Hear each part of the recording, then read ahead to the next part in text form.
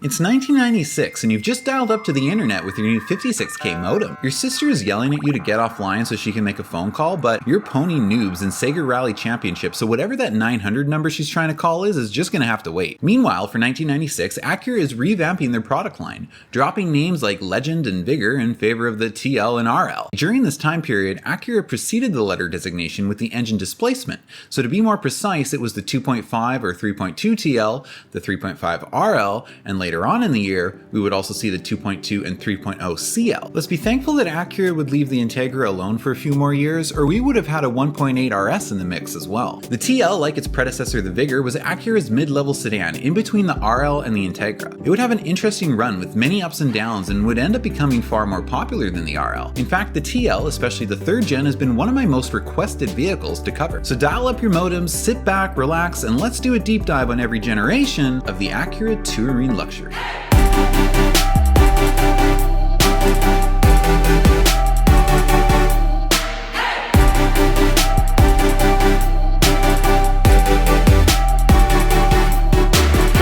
The first generation TL was available in 2 variants. The 2.5 TL was essentially a 2nd generation Acura Vigor, which carried over the longitudinally mounted inline 5-cylinder, pretty much unchanged and still rated at 176 horsepower. Now, we already discussed the 2.5 TL a little bit in the Acura Vigor video, so if you haven't seen that video yet, I'll link it in the description. It's a good primer to this video. The 2.5 TL was intended to be the more sporty option, while the 3.2 TL was the more upscale or luxury version. The only problem with this was that they didn't really do much of anything to make the 2.5 TL sportier than the 3.2, aside from giving it a firmer suspension. The only exterior styling differences were a slightly different grille and different alloy wheels, which were actually smaller on the 2.5. The 2.5 TL had less standard features and leather was optional. Under the hood, the 2.5-liter G25 made less power than the 3.2. Now, this might have been forgivable if the 2.5 could have been had with a manual transmission, but despite the Vigor having a 3-pedal option, the 2.5 TL was automatic only. While we may look back at this and shake our heads, we can't really fully blame Acura for this decision, because the reality is manual transmission luxury cars were not popular in the 90s. Sports cars were still a very separate market from luxury cars at this time. I mean, think about domestic luxury cars of the era like Cadillacs and Lincolns, or even Mercurys and Buicks. They were always automatic. If you were well-to-do enough to buy a luxury car, you expected it to be automatic. You were not about to shift your own gears like some common peasant. Luxury cars were for going to town, or driving up and down the street where your high school rival lives so they notice how important you are now. They got a Lexus. The TL isn't gonna work for this. The 3.2 TL came with the 200 horsepower 3.2-liter V6 carried over from the 2nd generation Legend. This engine was also longitudinally mounted. This would be the only generation TL to have longitudinally mounted engines, and it gave them some unique styling features like a low hood line, a longer wheelbase, and a short front overhang. First generation TLs also had frameless glass windows, which I always think looks really classy. Standard equipment included dual airbags, automatic climate control, power windows and locks, and on the 3.2 model, leather interior. I think the 3.2 TL had a pretty nice interior, although it's nowhere near my favorite Acura interior of the 90s, and it's just kinda standard. Actually, standard might be a good word to describe the first generation TL. It isn't as lavishly luxurious as the upper market RL, but it's not bad or anything, it's just a standard mid-90s Acura sedan.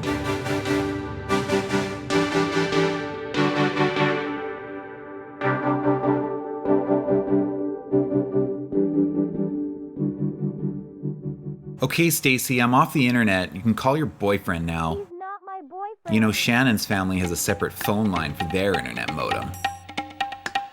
The design process begins with a concept. In this case, it's the idea of an offshore cruiser. From there, we start sketching the basic lines of the car, translating the emotional concept into the language of automobile design.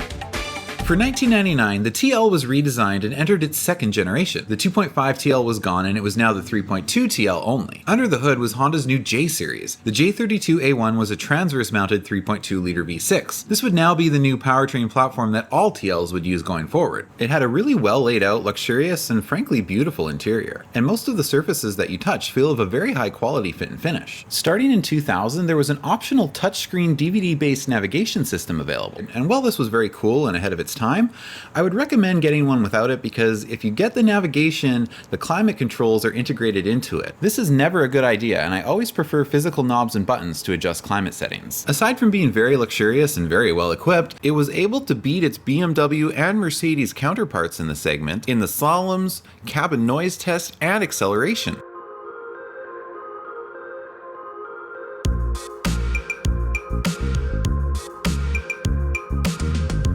Once again, all TLs were automatic only. There was a manual mode, which Honda called Sport Shift, where you could upshift and downshift it manually. That was a real trend in the 2000s, which is carried over to today, except now it's usually in the form of paddle shifters on the steering wheel. I call it fake manual. For 1999, this was a 4-speed automatic like the previous generation, but for 2000, it was upgraded to a new 5-speed, which provided better fuel economy and acceleration. Unfortunately, however, this new transmission was about as reliable as a personal check from Uncle Jack. The third clutch pack would wear prematurely, causing particles to shed off and plug oil passages, preventing the transmission from shifting normally, or in some cases at all. In 2002, these vehicles were given the black spot, the worst grade possible by Consumer Reports for their transmissions. This issue would not be fixed with an updated third clutch pack until 2005, meaning that vehicles that had their transmissions replaced under warranty before 2005 were extremely likely to fail again. In 2001, a coupe version of the TL became available in the form of a second-gen Acura CL, now known as a 3.2 CL. The 3.2 CL was essentially just a 3.2 TL with 2 doors. It was mechanically identical with an almost identical interior, so we may as well cover the 3.2 CL here. As you can probably guess, the CL was plagued by the same transmission issues and was unfortunately also only available in an automatic, with one exception, but we'll get to that in just a second. For the 2002 model year, the TL and CL got a slight refresh, updating the front end and taillights. The taillights would once again receive an amber delete. Like I've said in some of my other videos, this is the formula they almost always follow. The big news for 2002 was the addition of a Type S model for both the TL and CL. The Type S had the J32A2, which made an additional 35 horsepower for a total of 260. At this time, this was the most powerful front-wheel drive vehicle Honda had ever manufactured. The Type S also got larger 17-inch alloy wheels and a sportier, firmer suspension. On the inside, Type S models got a Type S shift knob, white face gauges, and if you had the black interior, you would get this kind of gray marble-esque trim accent instead of the wood grain accent. In Canada only, for the 2003 model year, we got a special Type S a-spec model. The a-spec added extra styling enhancements like front and rear side skirts, 7-spoke alloy wheels, a special spoiler, body-colored grille, trim and door handles, Euro-style turn signal indicators in the fenders, and special leather interior. Take a look at the steering wheel and notice that the seats also had blue stitching. These had an extremely limited production run of only 800, and if you ordered one new, Acura would give you a custom leather jacket with your name in it. However, even the Type S model of the 3.2 TL was automatic only, and therefore as cool as it was still tarnished with an extremely unreliable transmission. And even if the transmission wasn't unreliable, who makes a performance Type S model and doesn't make it a manual? That's like going to a fancy steakhouse and ordering chicken. Now the Type S variant on the 3.2 CL, however, was made available with a 6-speed manual transmission. This made the 3.2 CLS an absolute blast to drive and meant that you didn't have to worry about the transmission issues that plagued the other CL and TL models. The 6-speed variant of the CL also deleted some minor interior features to save weight and eliminated the traction control and vehicle stability assist systems. Many critics praised this version of the CL, citing it as the highest level of performance ever offered by Acura outside of the NSX or Integra Type R. Despite what a performance machine this car was, Acura expected demand to be low, for reasons that we've already discussed regarding manual transmissions not being popular with luxury car buyers. For this reason, Acura only produced 3,511 6-speed examples of the 3.2 CLS, making them extremely rare and sought after these days. 2003 would be the last model year for this generation of TL, and while it had its issues, we have to acknowledge it was a really nice car that was really well equipped, with many premium features that were frankly very ahead of its time. There's a remote keyless entry system and an anti-theft electronically coded ignition key. And a home link system that can turn on your house lights and open your garage door. The CL would be discontinued, and to this day we've not seen another Acura coupe since. But the TL would live on. I know you guys are excited for this one. 3rd Gen TL coming up next.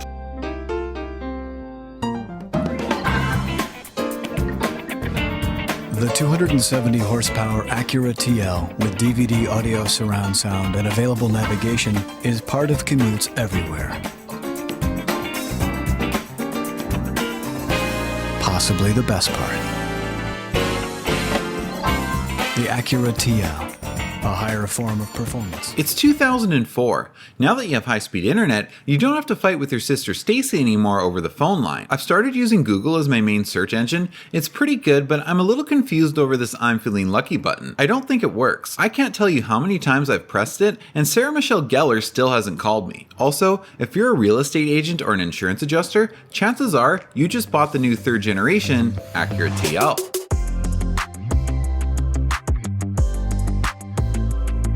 We no longer have to say 3.2 TL because Acura was finally done with the number prefixes, so it was now known as just the TL. The new TL was a complete redesign, and exterior styling was premium and classy looking. I think this is the best looking generation of TL. What do you guys think?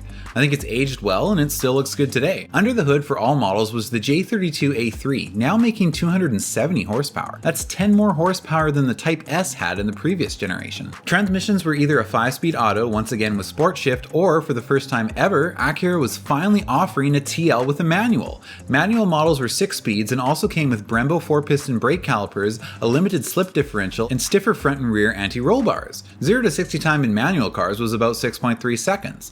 Now this is my kind of TL. There was also available a-spec package which added larger 18-inch wheels and a spoiler. The interior was once again trimmed beautifully with real aluminum accents. Every option you can think of was standard, including dual zone climate control. The only real option was voice activated navigation. The audio system could not only play back regular CDs and CDRs, but also CDRWs, so you could keep updating your mix CDs with all the different songs you were downloading from LimeWire. Or you could just play Meteora over and over again, because what was really better than that in 2004? It's no surprise that the TL would become Acura's best-selling sedan in 2004, selling more than 79,000 units, massively overshadowing the RL and pretty much everything else Acura was selling at the time. 2007 was the refresh year, with the main revisions taking place inside the car. There was a new steering wheel, redesigned gauges, and footwell lighting was added. The manual transmission on normal models was dropped because, you guessed it, no one was buying them. Only about 1 in 40 TLs sold in the US from 2004 to 2007 was a manual. While you or I might want a manual TL, the insurance adjusters and real estate agents who bought them new were simply not interested in shifting their own gears. The manual TL wasn't completely lost though, because for 2007, the Type S model returned. And while not all Type S models are manual, you could get them with a 6-speed manual, which would once again add a limited slip differential. Type S models used the larger 3.5-liter J series from the second generation RL. Oh, you didn't know there was a second generation RL?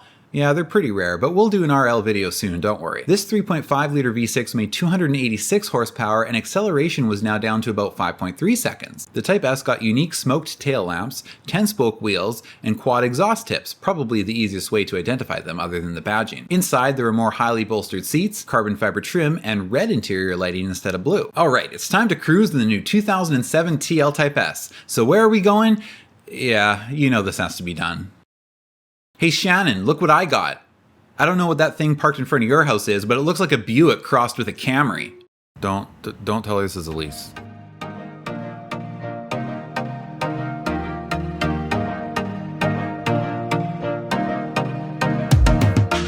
The final year for the 3rd Gen TL was 2008. It's safe to say that this version of the TL was a huge success for Acura. In fact, it made up over half of Acura's sales in the mid-2000s. While popular initially with white-collar professionals, it has also become popular among younger enthusiasts as the car has aged and entered the used market. It's a classic design that still looks good today, and it's a nice blend of luxury and performance that can please almost anyone. But Acura wasn't quite done with the TL nameplate yet, so let's see what they would have in store for us next. Time is the greatest luxury of all. Acura Advance. Some secrets we outrun.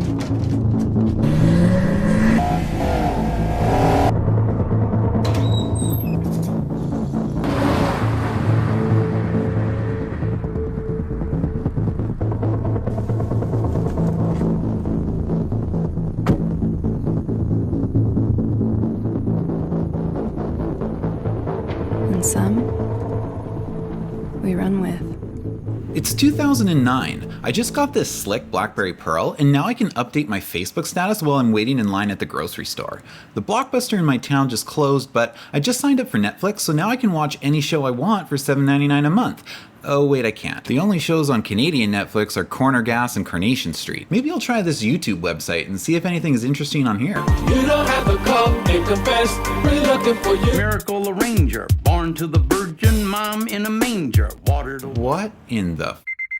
No, that's the opposite of what is good. 2009 would bring the TL into its fourth and final generation. It looks alright, but in my opinion, it loses a bit of its uniqueness with this generation. Acura has gone ahead and slapped their new corporate grille on it, so from the front at least, it just kinda looks like every other Acura from this era. Power now comes from the 3.5-liter J35Z6 on the base model, and is rated at 280 horsepower. The higher end trim is known as the SH model, and features Acura's new super handling all-wheel drive system, and it sort of replaces the Type S. It uses a slightly larger 3.7-liter engine which outputs 305 horsepower. The super handling all-wheel drive system is an advanced system primarily focused on enhancing performance rather than just ensuring grip in slippery conditions. During regular driving, the configuration allocates 90% of power to the front wheels and 10% to the rear. When accelerating, more torque is delivered to the rear wheels. If you accelerate like Uncle Jack does, the car can distribute as much as 70% of the total power to the rear wheels. Within this 70%, the system can direct 100% of the power to either the left or right side wheel, aiding the vehicle's maneuverability around corners. Initially there was no manual transmission, but in 2010 a 6-speed manual would be offered on the SH model. If you got the manual, you also got firmer suspension, stiffer engine and transmission mounts, and different tuning on the electric power steering system. The 4th Gen TL was packed with technology. A full VGA display navigation system could also display traffic and weather information.